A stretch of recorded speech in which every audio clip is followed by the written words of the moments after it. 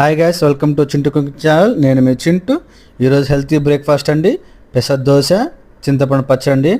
చూడండి, పెసర దోశ అన్ని నానబెట్టుకుని, పెసలు బియ్యం అన్ని నానబెట్టుకుని మిక్సీ పెట్టుకుని గ్రైండర్ పక్కన పెట్టుకున్నాండి.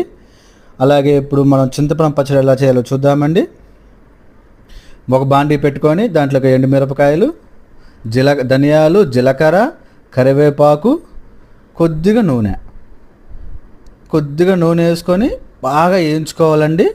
బాగా వేగాక అవి పక్కన పెట్టుకొని టమాటాలు, మీకు ఎన్ని పులుపు తగ్గట్టు టమాటాలు, ఒక నిమ్మకాయ సైజ్ అంతా చింతపండు వేసి బాగా మగ్గనియాలండి. ఆ నీళ్ళన్నీ ఇంగిపోయిందాక మగ్గనిచ్చి మిక్సీ జార్లో ఉప్పు, ఉల్లిపాయలు, వేయించిన మిశ్రమం అంతా వేసి బాగా మెత్తగా మిక్సీ పట్టుకొని పక్కన పెట్టుకోవాలి. ఇప్పుడు మనం దోశ వేసుకుందామండి.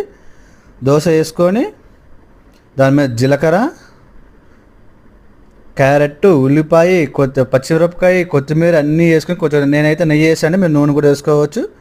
వేసి బాగా కాలనిచ్చిన తర్వాత దోశ ఫోల్డ్ చేసుకొని ప్లేట్లో తీసుకుందామండి. బాబా చూడండి, దోశ ఎంత బాగా కాలిన చూడండి. చూస్తుంటే నోరు ఊడుతుందండి. లోపల కలర్ఫుల్గా ఉందండి. ఇంతకన్నా హెల్తీ బ్రేక్ఫాస్ట్ ఎవరు తింటే చేస్తారండి. చాలా మంచిది. Like, share, subscribe.